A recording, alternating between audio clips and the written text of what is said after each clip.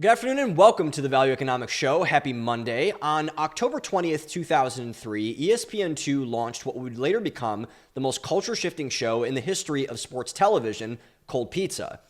ESPN, for the entirety of its existence before Cold Pizza, had a very simple mission statement. They were the quote-unquote worldwide leader in sports. People could go to them to get highlights of their favorite teams, catch up on the games they missed the night before, and see interviews and sound bites from their favorite players. Their mission was simple, and they were the best at it. But that all changed when Cold Pizza premiered on that infamous fall morning. The star of that show was Skip Bayless, a firebrand sports journalist who had long covered the Dallas Cowboys and had moved his way into spots on notable sports radio and television shows. ESPN saw Bayless as a leverage point into a new type of sports media, one that was so foreign at the time that some people would have dubbed ESPN near suicidal to their own brand for making the attempt. However, Jamie Horowitz, then the head of ESPN, shot a shot anyway. That shot would be later called embrace debate. In a phrase that would become synonymous across sports media, the embrace debate era in sports, beginning with Cold Pizza, turned everything about the industry on its head. No longer would ESPN be known for objective analysis done by milquetoast journalists. Now, ESPN would be defined by subjective hot takes by fiery personalities. Now, instead of discussing the facts of sports, the opinions about sports and all the factors that played into them would take center stage. And to ESPN's credit, they banked their shot home. Bayless, whose grittiness, scrappiness, and to be frank, pettiness made him the perfect fit for this type of work, was elevated into something that journalists never were before across any profession: a celebrity. He soon became wildly popular, partly because no one had ever seen anything like him before, and partly because a good portion of the audience hated him. Skip was both. He was bold, lampoonish, ridiculous, and stubborn. You almost couldn't believe he was a real person. Many people, myself included, still can't believe that fact. After the initial success of Cold Pizza, Horowitz and the rest of the ESPN brass took stock of the success of the show and did what all successful people do: double down. This would prove to be a heavy lift. There would be no way you could find another Skip Bayless, right? There would be no shot of finding someone in the sports journalism field that wanted to risk their reputation, their journalistic ethics, to join an upstart show to do battle with someone like Skip Bayless for 3 hours a day, right? Unbelievably, they were wrong and caught lightning in a bottle twice. The second, and incredulously even more potent bolt of lightning they caught, was Stephen A. Smith. Smith, a brash New York City journalist most famous for breaking the Allen Iverson retirement story while working as a columnist for the Philadelphia Inquirer, was the only person ESPN viewed who could hold his own against someone as unpredictable and wild as Skip Bayless. In 2012, they slotted him in as his permanent sparring partner. No one could have predicted what came next. The rebrand of Cold Pizza, First Take, went to the moon. Bayless and Smith made for absolute fireworks every single morning, debating everything from Colin Kaepernick to LeBron Jordan to whether Conor McGregor could knock out Floyd Mayweather Jr. Bayless, an unapologetic homer for his own personal hills to die on, made the perfect foil for Smith, who stood as a slightly more objective voice in the room.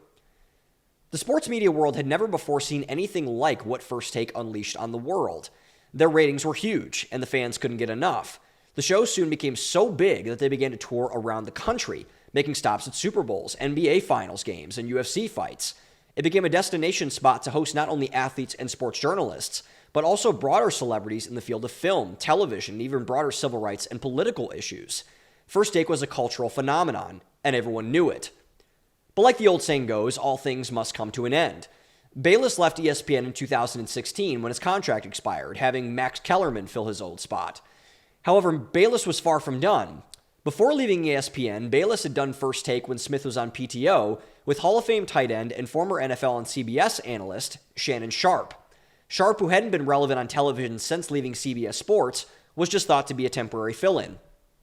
Yet Jamie Horowitz, now helping to jumpstart Fox Sports and their flagship channel FS1 as a competitor to ESPN, saw an opportunity.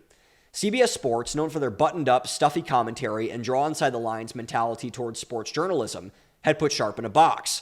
He was immensely knowledgeable not only about his chosen sport of football, but of the broader sports landscape in general. In addition, he was, and always has been, a wild personality. But on CBS, he could never show it. He had to tie his tie, shine his shoes, and fit the mold of your bland network personality just like everybody else. But Horowitz, as he did with both Bayless and Smith, saw Sharpe as something else: his next big talent acquisition. Seeing the chemistry that Bayless had with Sharpe and Sharpe's own talent as a debate broadcaster, Horowitz made an offer to both of them to make Fox Sports' own version of First Take. In this version, the handcuffs would be off. They ran the show, and Bayless and Sharpe both agreed. Their new show, Undisputed, launched in the fall of 2016, just as the NFL football season kicked off. And the reception was more than FS1 could have ever imagined. Undisputed went through the roof. For all of the wild events that took place on First Take, they couldn't hold a candle to Undisputed. Driven by Bayless's insecurity and relentless competitiveness and Sharpe's newfound freedom, the show was instantly viewed as the preeminent sports debate show of the era. Their theme song was composed by Lil Wayne, an ironic and weird, to be frank, personal friend of Bayless. Sharpe smoked Black and Milds and drank Hennessy on set. Bayless started to wear chains and Jordans.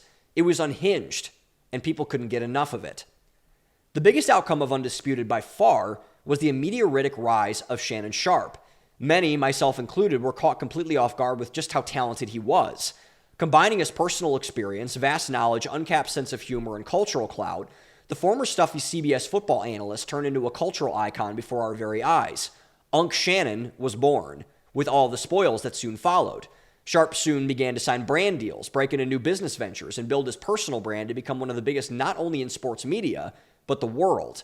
Soon after Undisputed's glory days began to wane, Shannon Sharpe signed FS1 pioneer Colin Cowherd's podcast network, The Volume, to launch Club Shay Shay, his own podcast that soon became so big that it was one of the very few that former presidential candidate Kamala Harris agreed to go on. The person who began to notice this the most, unfortunately for all involved, was Skip Bayless.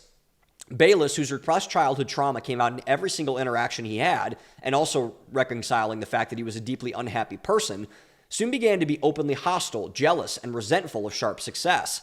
He began to attack Sharpe personally on the air, leaving to Sharpe refusing to come in due to believing physical violence would result. The breakup, to all who had open eyes, was inevitable. And in 2023, the bottom finally fell out. After a remarkable 7-year run, Sharpe left Undisputed for Bayless's former spot on ESPN to do battle with Stephen A. Smith on First Take. And Undisputed was never the same. After a horrifying relaunch, the panel of Keyshawn Johnson, Richard Sherman, and Michael Irvin, Bayless left the network a year later to do his own show. And as for Sharpe, the First Take magic that Bayless and Smith had never returned, although both Sharpe and Smith still make for great television. The embrace debate era was officially over. And when this initially happened, the sports media landscape just took it at face value. These things happen in the sports media world all the time. Shows launch and flame out all the time. It was just another spin in that cycle, even if this one burned hotter and lasted longer. No one was above the laws of physics that defined this industry, no matter how talented they were. Most everyone, with the rare exception, runs their course. But there was much more than meets the eye to this story. A lot more. In January 2024, Shannon Sharpe hosted comedian Cat Williams on Club Shay Shay. In what would later become one of the most viral podcast interviews of all time, Williams went ballistic, calling out, quote, plants in various industries across the world, and saying that there was a network of sexual blackmail, escapades, and perversion that would soon be exposed. 2024, he claimed, would be the, quote, year of truth. People mainly took it as entertainment, as nothing to be taken seriously. But how wrong we all would prove to be. 9 months later, Sean Diddy Combs was arrested in New York City for running the biggest undercover sex trafficking operation since Jeffrey Epstein. A spirit of fear descended on the Diddyverse, which was massive. Entertainment, movies, music, politics, sports. Celebrities, for the first time, began to live in fear that the nearly impenetrable stranglehold on American culture was in danger of breaking. And it was. People began to speak boldly about the degeneracy of celebrity for the first time in a long time, finally ripping famous people from their pedestals to talk honestly about our supposed upper class. This was, in many ways, refreshing. People, myself certainly included, were wondering just how far it would go.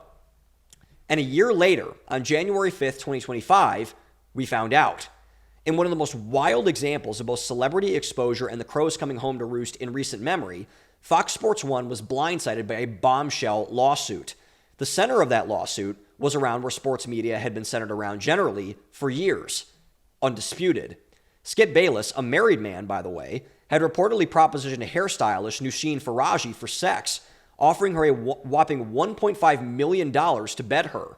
Joy Taylor, the host of the show, was her former best friend, and Taylor, who had an ongoing affair with FS1 executive Charlie Dixon to get to the top of the network, when she was told by Faraji about Bayless and reportedly Dixon grabbing her at a party, told her to get over it.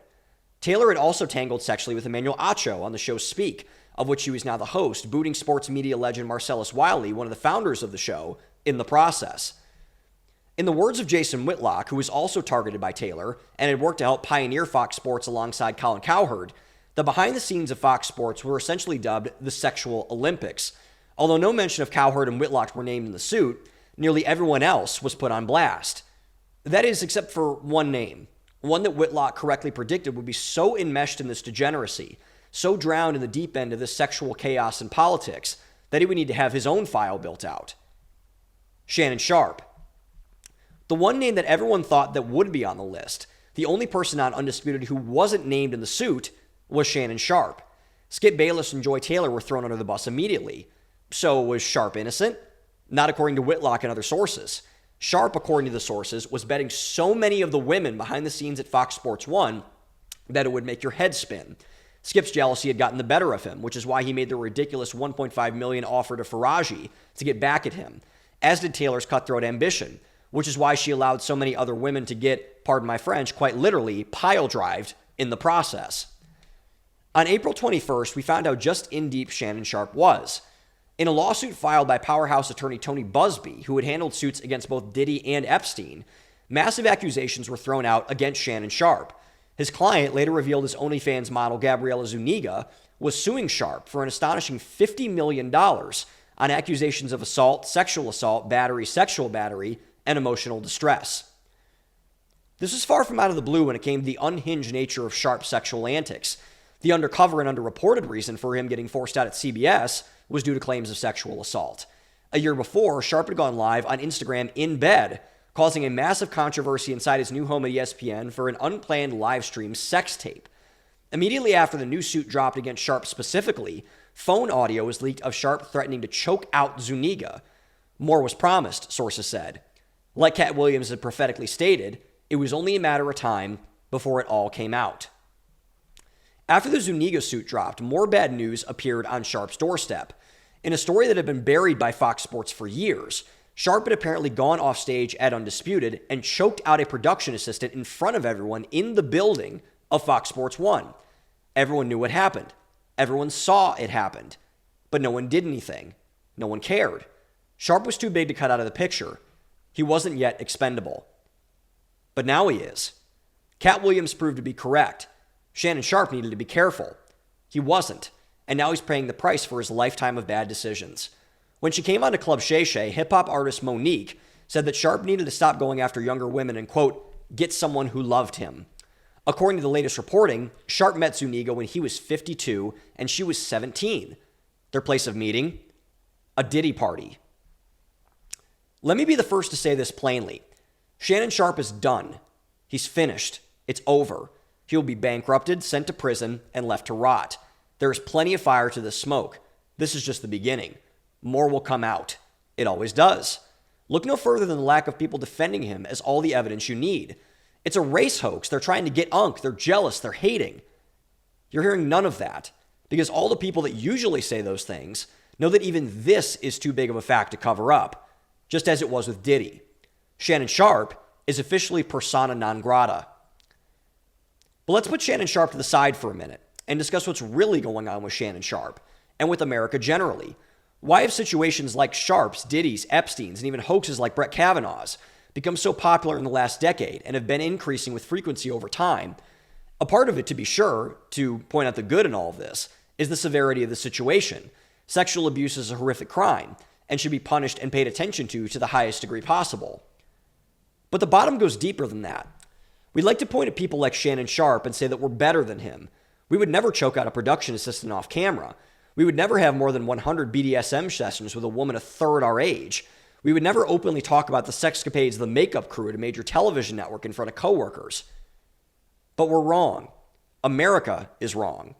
Even though Sharpe has committed untold numbers of severe sexual sins and transgressions, this is an appropriate time for all of us to look in the mirror and ask the following question. What in the world is really going on here? The answer, if we're honest, is not one that any of us want to hear. It's uncomfortable. It makes us feel embarrassment and shame. But that's exactly why all of us need to hear it, and why we're going to be discussing it this entire show. The reason why Shannon Sharpe is in his current situation, and the reason why we should all be taking a step back and learning from his situation, is the following. his out-of-control, rapacious, and unrepentant lust. The irony of Shannon Sharpe's situation is that he is a man of remarkable self-discipline. He is known as perhaps the most physically impressive NFL player ever, which continues to this day. His transformation from stuffy CBS commentator to award-winning podcaster and holistic sports broadcaster has been something to behold. His business acumen is unbelievably well-tuned, having seemingly made all the right moves at all the right times. But the one area he couldn't discipline himself in is the exact thing that capsized everything he had worked so hard for: his sexuality. The neat and skinny of the matter is that if you can't impose discipline on your sexuality, you will destroy everything else in your life. Ask Shannon Sharpe how much he cares about the NAACP award he won for Club Shay Shay, or Charlie Dixon about all the hit shows he's made, or Nick Cannon about his music career, or Bill Clinton about his legacy as our 42nd president. They don't care because they can't care. Their lives are on fire, with only themselves to blame. This is what our hypersexualized culture is doing to so many people today. It's destroying them, particularly young people. Shannon Sharpe may be a very public case, but there are tens of millions of private ones that are eating Americans alive, devouring their souls by taking a great gift from God and plunging it in debauchery and licentiousness. Sexual promiscuity and all the ills that come from it is the root of much of our cultural dysfunction. Whether it's the pornography industry that traffics thousands of women and enslaves the mind of millions of men, the workplace extramarital affair that blows up a marriage, or the unrestrained imagination of the mind that twists your brain into a pretzel, the sin of lust has waged and largely won the war on our minds. Much of the assaults against the base roots of our culture, the church, the family, marriage, children, community, etc., can be rooted in just how far we've drifted from sexual honor and purity. And it should be said up front by me that I'm far from preaching on an ivory tower when I make these claims. I come from, instead, the filthiest and lowliest ditch. I was heavily addicted to pornography for the majority of my life and still very much struggle with lust to this day. Yet I've seen the other side, and as have many people who have been equally or more honest about their struggles. On the other side are all things, ironically, that we find or we look to find from indulging in lustful activity: acknowledgement, affirmation, dignity, freedom, and intimacy. Shannon Sharpe is a cautionary tale for many reasons. He has the characteristics of Icarus, who pridefully flew too close to the sun only to get plunged into the depths. He has the characteristics of Jay Gatsby, a man who accumulated all the worldly possessions you could ask for, but yet ended his life as an empty man, his boats beating against the current, as F. Scott Fitzgerald, the author of Jay Gatsby, artfully put. But more than any other, he has the characteristics of the victim of Screwtape, the great tale told by C.S. Lewis, who was instructed to destroy a man with his own lust. Lust is indeed a demonic work, as proven by the demon himself. Quote, "Whatever their bodies do affects their soul. It is funny how mortals always picture us as putting things in their minds. In reality, our best work is done by things kept out." End quote.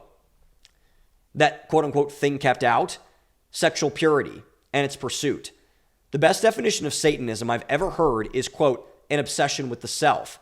And there is no greater self-obsession, no greater showing of toxic self-love than indulging in rampant sexual degeneracy. If we choose these lower impulses, we choose to be no greater than animals, of whom God specifically told us to dominate and subdue. To effectively do so, we must engage the one vehicle God blessed us with, our conscience, the things that tells us right from wrong. America's lust problem is clearly steering us in the wrong direction. If we want to fix our culture, we must first do the dirty work and fix the filthiest thing about our nature first. Now let's get into our stories. And by the way, my voice is horrible. I understand that. Well, I don't like my voice generally. I cringe when I watch myself on camera. Like whenever I would edit these videos, I put the volume down to the lowest possible degree I can. But the voice is really bad today. I've gotten, I think one of the kids at church got me sick.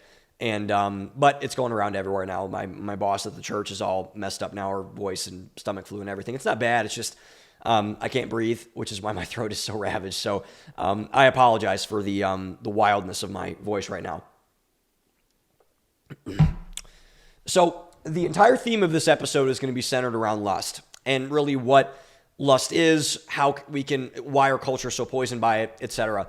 And so I think this is it's going to be a very deep conversation in many ways, because we're really, like when I say we're going to go after the root, we're really going to go after the root. And I think the person that really opened my eyes to just how deep this goes, like many things, is Jordan Peterson. So Jordan Peterson, for those who don't know, I believe I might have it in the background of this video here. I do.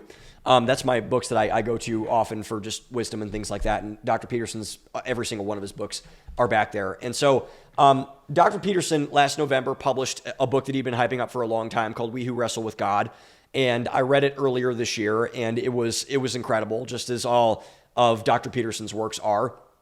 And so the book, in essence, if you haven't read it, and I recommend that you do read it, is about essentially biblical stories and how inescapable they are. Like, I remember when he was talking to Chris Williamson on Modern Wisdom about this a couple years ago, he said that the goal of this book was to destroy the argument for atheism.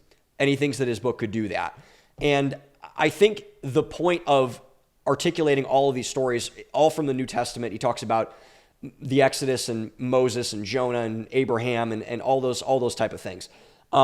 He quotes Job in the jacket cover of the book, all those things. And so that's all there. And he wanted to use these Old Testament narratives to bring forward just how inescapable the biblical narrative is, which obviously it is.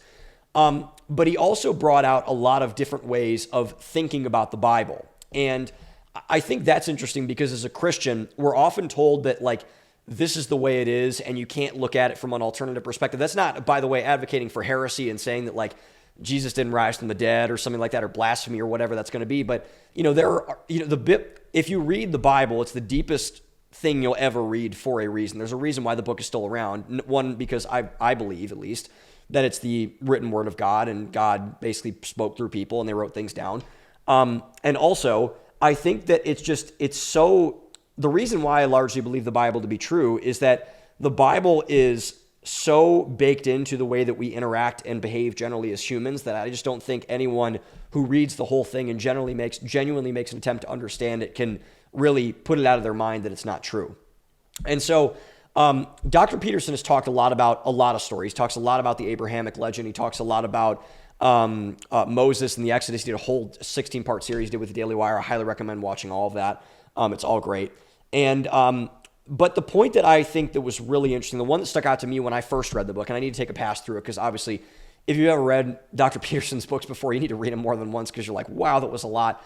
So the one that stuck out to me was a point he made about the fall. So for those who aren't as familiar, the fall takes place in Genesis 3. It's, for those who don't know the specific term I'm talking about, it's when Adam and Eve eat the fruit off the tree and then they get kicked out of paradise, get kicked out of the Garden of Eden. So the wide analysis and the wide contention on why the fall happened, on why Adam and Eve fell and committed the first sin, which broke the initial covenant with God. And for those who aren't aware, I'll just retell the story very quickly. So God creates the world. He creates everything in it. He creates people, the first two people, Adam and Eve, who are our first descendants. And they basically are perfect. They're without blemish. They don't have shame. They don't have anything. But there is a serpent that finds its way inside of the garden. And that serpent is Satan, the fallen angel of Lucifer that kind of infects the garden. And he tempts Eve into eating a piece of fruit off a tree called the tree of knowledge of good and evil. And he says to Eve that don't you want to be like God? You can eat this tree. You can know all the things that God knows, all the things, etc. And so Eve eats the fruit. She gets Adam, her husband, to eat the fruit as well. Adam abandoned his duty as the protector of the garden, which is why Satan was allowed to get in. And then God basically says that, you've broken my covenant, you've sinned against me, you haven't trusted me, all those things, and I'm going to kick you out of the garden. And that's kind of what really results in the modern state of our world. The reason why brokenness is in the world, the reason why sin is in the world, all those things is a result of the fall and that original sin that they committed. And so the discussion around much of the fall narrative is the intent of the original sin. What was the original sin that Adam and Eve committed when they were in the garden? And many people, the wide contention believes, and I believe it still to be, at least to a certain degree, is pride. Because pride is the ability that you can supersede who you are. It's the ability to, it's not allowing God to come down to you. It is you trying to be God. One of the best quotes I've ever heard in my entire life, Tucker Carlson says it all the time, and is that there are two groups of people in the world, and they're not the two groups of people that everyone think that they are. the world is divided actually when you look at it from a purely biblical lens. And I think actually secular people could probably understand this as well. I think they definitely could. Through people who believe in a God versus people who believe they are one. So pride is believing that you can be one, which is what Satan tempted Eve with. So you essentially can eat this fruit. You can know all the things that God knows. You can have the omniscient power that God does, which is, a sin against God, obviously, because only God is God. He deserves to be put in his proper place, etc. And then Adam and Eve eat the fruit. They get kicked out. And then God puts a cherubim with a flaming sword around the garden so that Adam and Eve cannot come back into the garden. And so Peterson thinks something different about this. So he does think that pride's involved. He is not saying that pride is not involved in this at all, because pride is, I think it's inescapable that pride is involved with this. But he believes that the original sin was not pride, but it was lust. And, I first heard that when he said that for the first time. He said it multiple times now, and I was like, okay, that's kind of a wild thing to say. I don't think that's true, whatever. But the more he talked about it, and when he explained it in We Who Wrestle with God, I started to pay more attention to it and started to believe that it made more sense. And so the first thing we need to understand about this whole thing, before we get into whether it's pride, whether it's lust, whether it's both, etc., for particularly the people who aren't as familiar with Christianity, sin is not a natural thing. It is not of God. So anything not of God goes against God in the Christian context. And so it is not natural for us to sin. It is not natural for it in God's original design. But Adam and Eve broke the design, and so now we sin all the time. We sin thousands of times a day. So what causes sin to happen? And a lot of people do believe it's pride, and I think pride is certainly a factor of that. But additionally, what the sin that Adam and Eve committed, particularly Eve in the scenario, and then Adam followed suit, was that they allowed Satan, the serpent, to invite them into sin. So it wasn't necessarily the eating of the fruit, the pride of the fruit. This is Peterson's argument. That is the sin. It is the falling into temptation outside of God, which, in that context, is how lust works. So this broadly explains, I think, why humans struggle with lust so much, is because it's not necessarily the pride of saying, I want to be, better than God. I want to be this, although that's certainly implicitly a part of it at minimum. It's the temptation to believe that you can be, and to believe that you can do all of these things and string together these different narratives and things like that, that allows people to fall into sin, or not allows people, but encourages people to fall into sin. So that is the root of all sin. That's Peterson's argument, is the lust element of it, which explains why when you're looking at our culture, when you're looking at our world, it's not just a sexual thing. Lust is a widely applicable sin. And I would say, concentrates especially in sexual sin, which we're going to talk a lot about in this episode. But that is why I think the temptation for everything precedes the sin, precedes the pride. And that's Peterson's argument. And again, am I sure this is true? I'm not a theologian. I'm hardly a biblical expert. I go to church, and I love Christianity. I love the Bible. But to me, that's a damn compelling argument. To me, it's a damn compelling argument. And I think that it's one that we need to explore more often, because all sin is, like pride, like I said, it's a result of lust. It's a result of wanting, of lusting after, wanting, desiring, craving something that is outside of the nature of what God wants for us. That is the end goal, full stop, etc. version of all of this. So that is how I believe, and that's what Peterson contends, that lust is really about. It is all of those things generally that we have in terms of getting all those things together. And I think that's a really compelling argument, because, when you want something outside of God, when you're tempted something outside of God, I don't know if that's necessarily a pride thing. I think that's a lust thing. It's a desire. It's not the pride. And maybe that leads to belief that I can get one up on God or something like that. And so, but the way Peterson puts it is that it's outside of what we want. Oftentimes, I would say most of the time, is outside of the nature of what God wants for us. So we need to invite it in. We need to tempt it in. And that's a lustful thing. That's a lustful activity that we are doing in terms of our invitation to that sin. And then we sin, and then that's when pride comes in. That's when arrogance comes in. That's when everything else comes in. So we need to make sure that we do not do that. Because when we invite this natural thing to come in and have its way with you, that's the language that Dr. Peterson uses, and I think that that's very accurate as well. There is, just something inside of that I believe is a really, it's a truism about humanity, in my opinion. And so when that happens with all of us, we need to be aware of that and say, like, okay, or what are we inviting into our lives? How are we getting in terms of what are we doing from all this? How is that all really affecting us in that way? Because lust at the core of all of it is a deep desire for something that we know, again, is outside of the realm of righteousness. And I want to make something very clear here as well. This is why people who claim that sex is a sin in and of itself are wrong. Those people are wrong. These are like the Bible thumping people who say like any sexual activity and again, I'm not a theologian. I'm not going to get into the nitty gritty. That's not what this podcast is about. But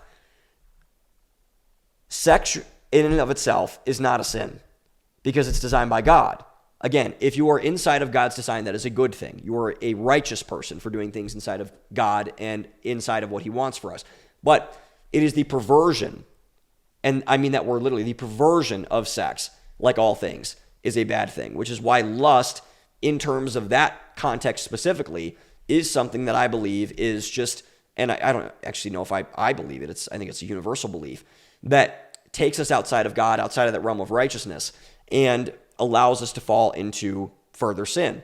And I believe the original sin, the first domino to fall in that track, is the lustful sin. But this also explains why our world is so lustful, not only sexually, but otherwise.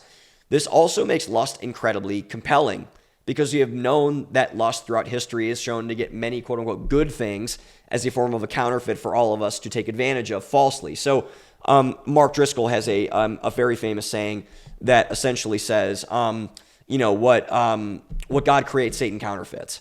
And that's exactly what was shown in the narrative of the fall, the story, all that sort of thing.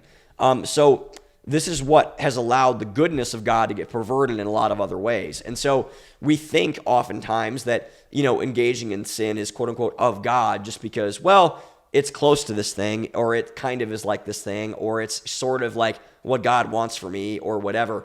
And the problem with that is the sort of element of it. It's the sort of element of it. You cannot sort of be righteous. You are either righteous or you are not. You're either righteous or you're not. And if you have to convince yourself that you're being righteous, you're probably not doing a righteous thing. If you have to convince yourself that you're not sinning, you're probably sinning. It's black and white at the end of the day. And the thing that leads into the black or into the white of the sin versus the non-sin, the righteousness, is the temptation to do so, which is why I think lust, and Dr. Peterson has a point with this too, about lust being the original sin, not pride. So this is why I believe that lust is the gateway for every sin. I think let's just go off that presupposition to start this. And so I think when we see something, if we're getting into the realm of sexual sin now, which we'll do, this is why the pornography issue is such a big one. So, I want to have a very real conversation about this, and this is going to drive a lot of the narrative going forward. So if you're uncomfortable, got kids in the car, whatever, turn this off. Or, although if you're uncomfortable just by yourself, please listen to this because you probably need to hear it. I know I needed to hear it a long time ago. So I want to have a very real conversation about what porn actually is. Because to be honest, I've really had enough of people saying that porn is just like quote unquote bad. Like, oh, it's a bad thing. You shouldn't do that thing. It's not good for you. We need more teeth in this conversation than that. We need to swing harder at this thing than that. And what I'll do is I'll take that swing now. Porn is not a bad thing. Porn is an evil thing. Porn is evil. Porn is a demonic thing. It's from the pit of hell. I have no problem saying that because it's true, I think. I don't think this is an over-exaggeration at all. Because what it does is that it capitalizes on that original sin. If you're taking that argument that Dr. Peterson proposed, that it capitalizes on the original sin of lust to become a monster of sin to overcome, particularly for men in relation to women. So it takes the most sacred thing, the only thing that God mirrors his covenant to us, the church, in marriage, in a sexually pure relationship, and it destroys it. It destroys a holy thing. And there's no bigger driver of that vice, in my estimation, than pornography. It's far bigger than infidelity. People think that infidelity is just a person in a committed marriage cheating on someone that they're not in a committed marriage with. Infidelity goes far deeper than that. And porn has helped that because you're looking at pictures, you're watching videos. People say, oh, I'm not cheating on my wife for watching porn. Oh, like we watch porn together, etc. All those things. Again, that's cope. If you're having to convince yourself that that is not a sinful activity, you should look at yourself first. Let's put it that way. So why does this happen? So it happens because porn, there's been a lot of books written on this. There's research that's coming out left and right on this. Layla McElwaite has done a lot of good things on this. She's amazing. If you haven't seen, she has an interview with Theo Vaughn right now that's out. That's incredible. So go ahead and watch it.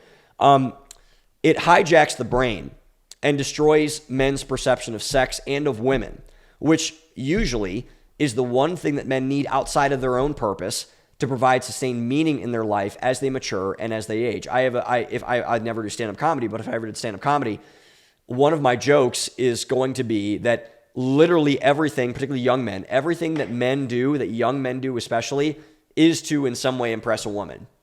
Get in better shape, impressing a girl. Making more money, impressing a girl. Starting a company, impressing a girl. Doing all this, drinking, whatever, trying to impress a girl badly in that scenario. But it takes that motivation for young men and it hijacks it and it destroys it.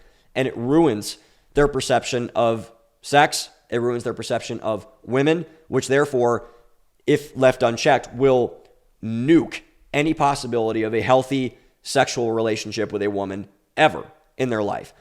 And let me just tell you, if that is corrupted, and it is corrupted for millions, tens of millions of men in marriages, outside of marriage, young, old, etc., it is a wasteland of sexual purity on behalf of men in America and in the world more broadly, for sure.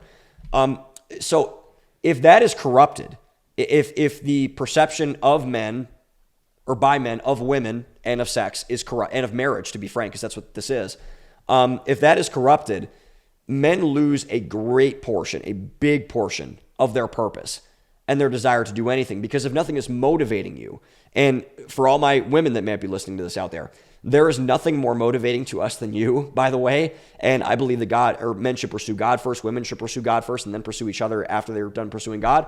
But if you are so motivating to men, you guys do not recognize how motivating women are to men. Like, you do not realize it at all. Like, it is much deeper than you think. It is the deepest impulse I believe that men might have inside of their lives. So to maybe show some light on some of these men here, if that is corrupted, men lose a lot. They lose a lot. And they lose a desire to do anything, because if you take my perception, my joke at face value, if they believe, which is what a lot of young men believe, unfortunately, that no woman could love them outside of a television screen or a phone or a computer or a laptop or wherever they watch their pornography on, then what's the point of starting a company or getting your finances right or getting in shape or doing anything? It dulls the ambition of men. It destroys it. It wipes it out. And that pursuit of women, a big portion of why men are not pursuing women now is they can pull up any woman they want ever on their phone. And now with AI, this is going to be a lot worse, because think about all the options of women that are out there now. And when men are able to customize with AI girlfriends, I believe they just did the first AI marriage in Japan. I need to have my non-existent staff fact check that for me. But when AI visual, AR, VR porn is mainstreamed, and everyone has an Oculus with the woman of their dreams, they fabricated, they didn't have to do anything to pursue, comes out, it's over. I genuinely believe it's over if that is allowed to become mainstream, and that's incentivized by all of the tech companies and all of the credit card companies, everyone that's behind this, and obviously that's true. And for my guys out there, and my women, to be honest, but to my men out there, you should always pursue what God wants you to do first. You should pursue Christ first. If you're a Christian man watching this, you should not pursue women over God. You should pursue God over women, and then women come underneath. I'm a firm believer in marriage and all that sort of thing, and I'm not like one of these Christian pill guys that say oh, don't date, don't do this. No, don't do that. But make sure you're pursuing God first.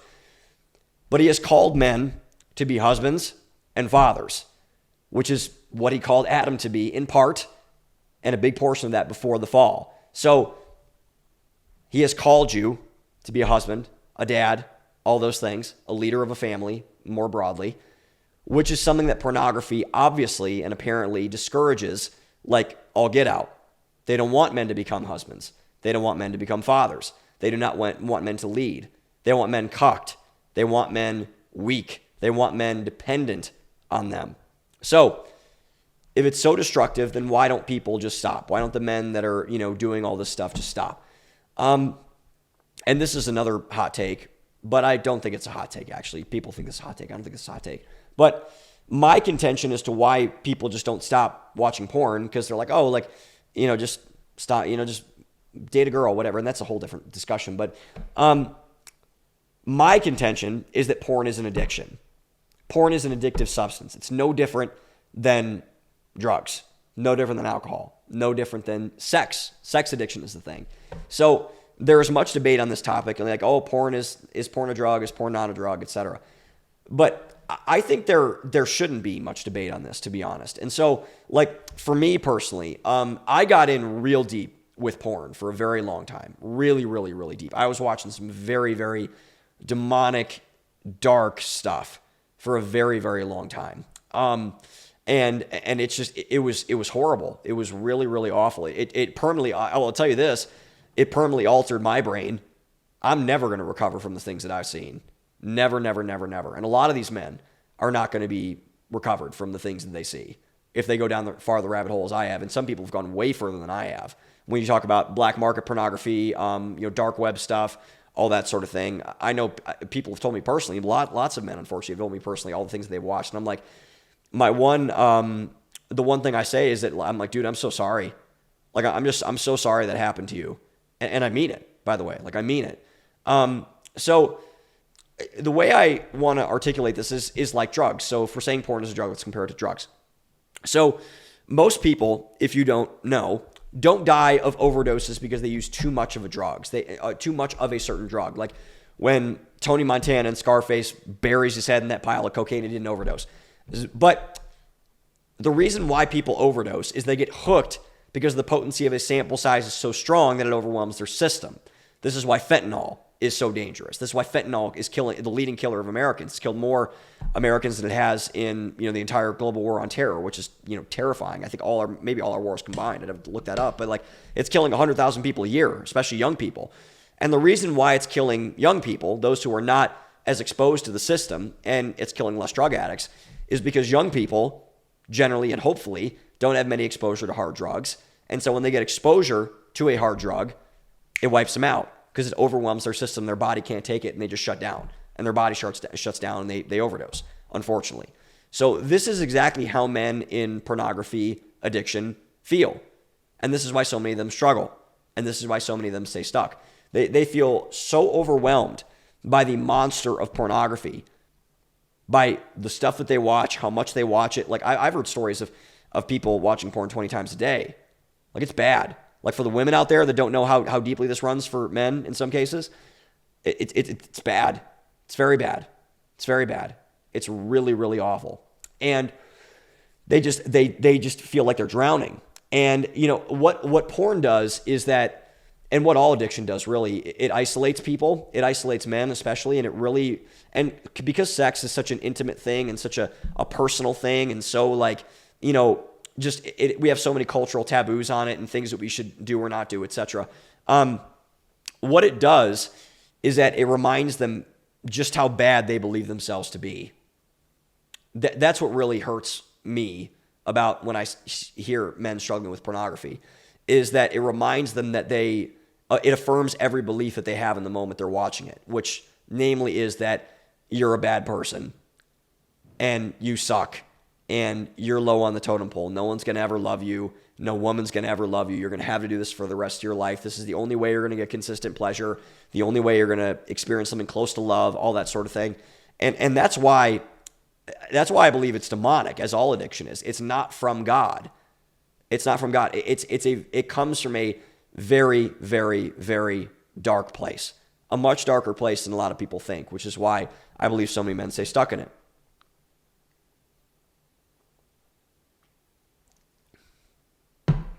And going back to the point about, Adam and Eve, I think that there's an opportunity here to say what pornography really is. And so if lust is the original sin, indeed, which let's go off the assumption that it is, and I believe that it is, then where does all the sin come from? So there's a verse in John's Gospel, which is my favorite book of the Bible, called, or John 10:10, the thief, the enemy, comes to steal, kill, and destroy everything inside of your life. That's the purpose of Satan. That's what he does. So if lust is the original sin, then all sin comes from Satan and all of his forces that want to steal, kill, and destroy your life. So if it comes from lust, if it comes from a temptational force, it is not from God. So, again, another bold claim, if it's not from God, anything, but especially this, it's something that comes from the opposite of God, which means it's satanic and demonic and awful. So, the reason why I believe the enemy, Satan, the devil, whatever you want to call him, wants you diving into lust, wants men to dive into lust, is to do exactly what he did to Shannon Sharpe and to everyone else who publicly has struggled with this and everyone privately who struggles with this. He wants exactly what is happening right now to Shannon Sharpe to happen to you. If you do not quell your sexual temptation, if you do not impose discipline on your sexuality, it will destroy your life. Period, point blank, full stop. It will destroy everything in your life. Everything, everything, everything. No exceptions. Don't care who you are. Again, you could be the president of the United States. There's a real chance that Bill Clinton was controlled from an outside entity, Jeffrey Epstein, by a sexual perversion. There's a real chance that happened. Like we had a president of the United States ideologically captured by I think a foreign government, but by a foreign source for sure, Jeffrey Epstein, if that's true. So, what happened to Shannon Sharpe? What happened to Bill Clinton? What happened to everyone else? They succumbed to their lower impulses. They became like the animals. They revoked their sovereignty, their human nature. They forsook God and became the God, this is where the pride comes in, of your own nature, which is a task, by the way, that you were never meant nor qualified to take on. Should you have dominion over your body? Yes. Should you impose sexual discipline? Yes. Should you eat the right foods? Yes. Should you exercise? Yes. Should you have sex with your wife or your husband? Yes. But if you believe that you can control something that is outside of God, something that is outside of your nature to control, your lust, your sexual desires, everything, you are in for a very, very rude awakening. A very, very rude awakening because you can't. You just can't. I've seen it over and over again, unfortunately. I've seen it with friends. I've seen it with celebrities. I've seen it with, like I said, former presidents. I've seen it with so many people. That's how destructive it is. It blows up the lives of men. That's the only thing porn is good for, is destroying men. The only thing it's good for. You were never meant nor qualified to take on that narrative, which is exactly why Satan wants you to try it, because he knows that you can't do it. It's not in your nature. You're not that powerful. You're not that disciplined. I promise you that you're not. I thought I was too. You're just not. And that's the reason why pornography is demonic. And we need to understand what we're truly dealing with here. This is why, again, I'm so hard and I'm just so done with the narrative that just says, oh, like porn's bad for you. No, it's not. It's evil. It wants to destroy your life. It wants to destroy you. It wants to destroy your marriage, your future marriage, your children, your life, your standing, your values, your relationship with God. It wants to destroy everything because it is the ultimate misalignment in value system. In fact, it's the anti-value system, and one that we should take far more seriously than we currently are. We need to understand who we are fighting here. We need to understand what we're up against. We are not just up against, a local girl that was probably trafficked somewhere and had to do pornography for a company to work her way out, if she gets out at all. That's what happens to a lot of these women. Go look up a porn star 10 years ago. And I follow the porn industry. I don't watch it, but I follow some of the things that happen inside of it because I believe it is truly, if not one of the most destructive forces in our culture right now. It's that bad. I think the government should ban it. I think they should throw the people that produce it in prison. I genuinely believe that. I genuinely believe that. Because it's that bad for you. It's that bad for you. So, that being said, we need to know that it's much deeper than a girl getting trafficked somewhere in the States or elsewhere. It's much deeper than a CD studio out in East Los Angeles. It's much deeper than the people that platform it on payment processors or credit card companies or things like that, even though a lot of the credit card companies, after pressure, by the way, this shows how awful the credit card companies are, they wouldn't take that off their servers. If you don't know what you're fighting and who you're fighting and how they're equipped, it's absolutely impossible to beat it. It's just impossible to beat lust. You can't do it if you're just saying that it's a bad thing and like, oh, I can kick that eventually. No. Treat it like you treat fentanyl. Treat it like you treat your inability to stop drinking. Treat it that seriously. Like you are 500 pounds and your heart's going to stop working in a year if you don't stop drinking 12 packs of Coke and eating Twinkies all day. It's that fucking serious. Pardon my French. It's that serious. It's that serious. You need to understand that, like all addictions, there are powers greater than you. If you can believe that, you should believe that, because if you don't believe that, oh my gosh, I cannot. God help you if you don't believe that there are powers greater than you at the controls in this world. Like, God help you, seriously. I can't, certainly.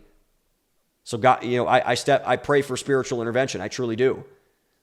If you do not understand that there are powers greater than you at the controls of this, of your lust, of porn addiction, of all of the stuff that is encircling this debate around Shannon Sharpe, around Bill Clinton, Jeffrey Epstein, Nick Cannon, like all these other people, Nelly or Neo, whoever has the 3 different wives, one of the 2, and that demonic stuff anyway, the demonic person, those demonic women, which means you need to take severe measures in order to protect yourself from that. I'm getting reminded now, my pastor, Doug Weckerman, he gave a great sermon on pornography a little over a year ago. I remember I was there. It was it was group launch weekend, and I lead a small group, and I was relaunching my group and opening up. One of my guys, shout out to Alec Moore, is actually getting baptized this weekend when I'm filming this, came in during that launch. Great man of God, great man in general, great friend. So he gave a sermon on pornography, and he mentioned this line. It's in one of Paul's letters, I'm pretty sure, where he says to flee from sexual immorality. Flee from it. And people are like, whoa, I guess, extreme, whatever. It's not. Flee from sexual immorality. Get away from it. Get away from it. You need to take severe measures in order to protect yourself from the demonic, from evil, from pornography. And if you don't, then like I said, God help you if you try to do it yourself, because you can't.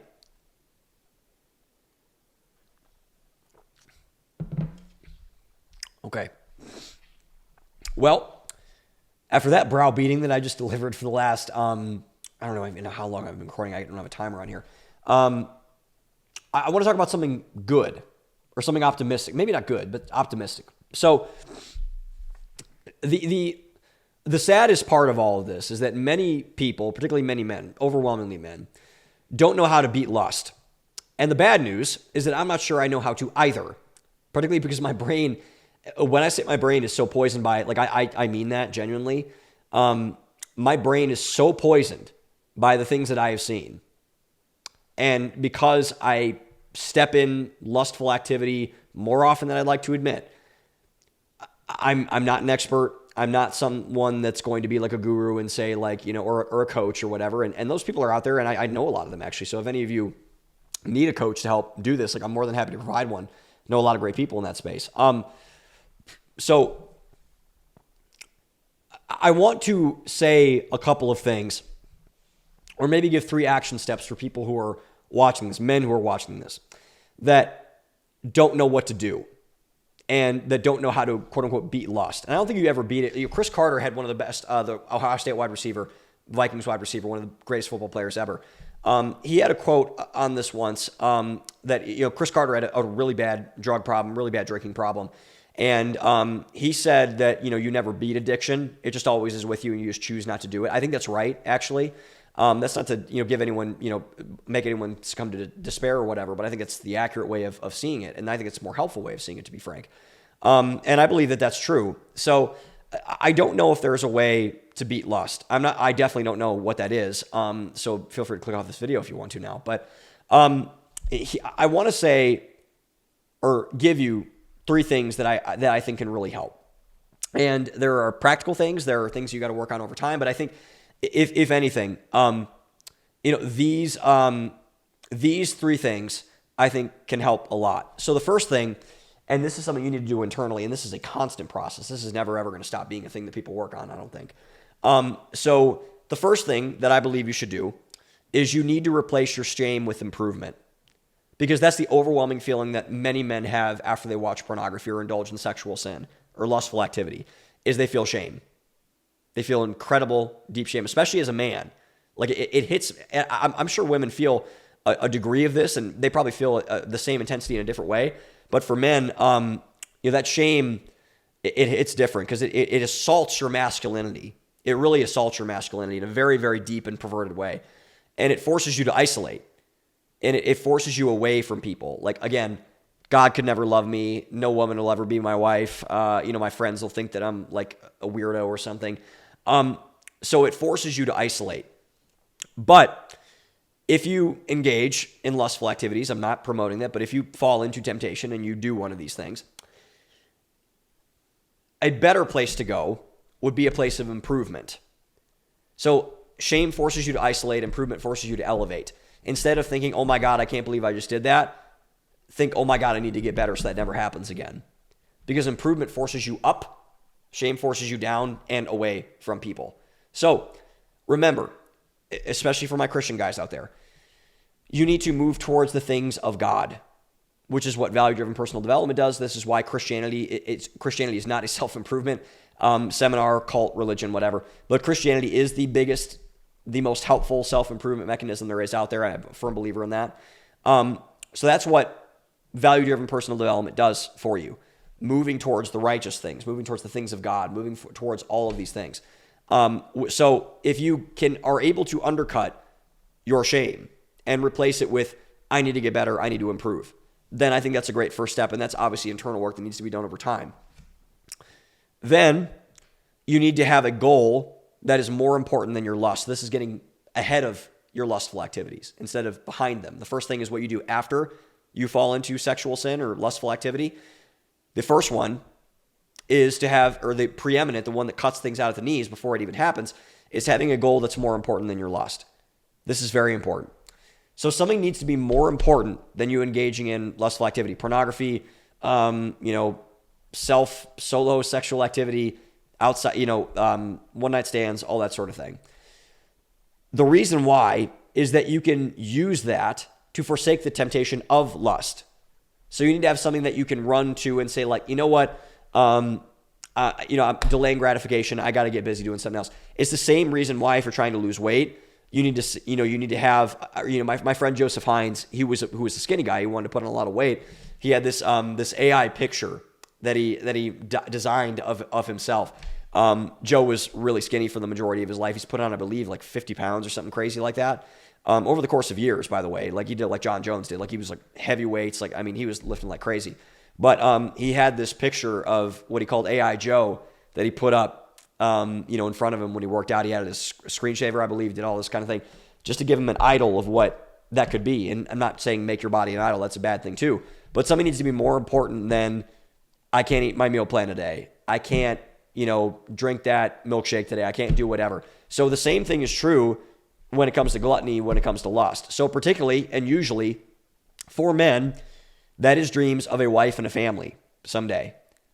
I would bet that a lot of men, the majority of men watching this right now, want a wife, a healthy marriage, and want a family with children someday. Hopefully lots of children. Children help. Children solve problems. And they're great. I love kids.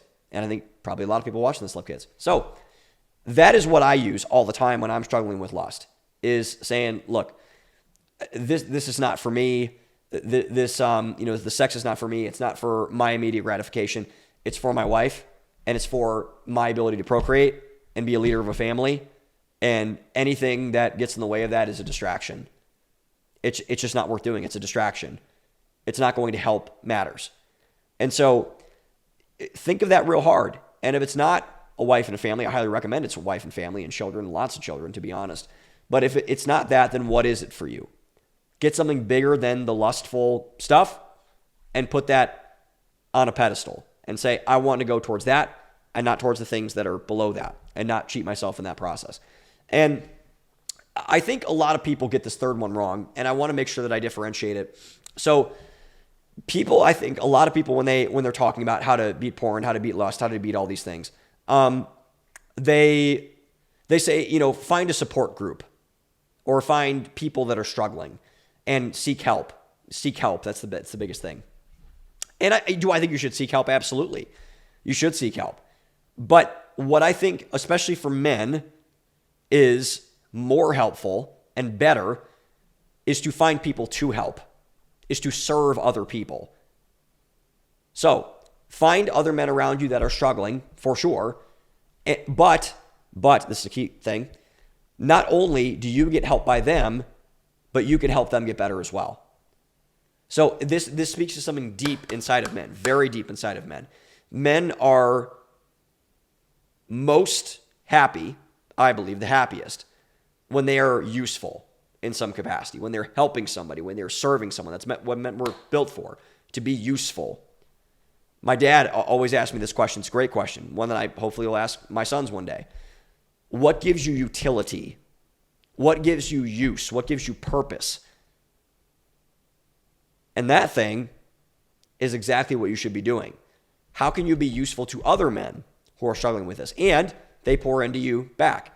This is critical when it comes to eliminating shame and helping you become better in and of yourself. If you have people to help, then I believe that help will find you. Help finds people who help other people. Hurting people hurt people. Helpful people help people. I don't know if anyone's trademarked that, but I think I might trademark that if I haven't yet. But find men to help. It's really important to do that because, like I said, man, and if you're a guy, you probably don't even need me reminding you of this. A lot of men are really struggling on this, like really struggling on this. And, I think you can do a lot of good if you seek to help. Hurt people. That's why I don't believe in therapy, by the way, group therapy especially, God forbid. And it's why I believe in community, men's groups, women's groups, couples groups, etc. Getting around friends. That's far better than just a bunch of sad people together. Hurt people, helpful people, help people. Same is true with mental health. Same is true with physical health. Same is true with lust, addiction, pornography. And if you're a man out there and you're feeling hopeless, just know that it's not. Know that you have millions, tens of millions of men out there that would want to give you a hug, probably, and tell you that it's going to be okay. And if you take it seriously, I think it will be okay. But you got to get serious about it. And you got to take it as serious as it needs to be taken, because if you don't, unfortunately, you don't stand a chance. And I don't want that for you. So take it seriously and you'll end up in a better place. Thanks for watching, everyone. Own the day, open your mind, and see you next week.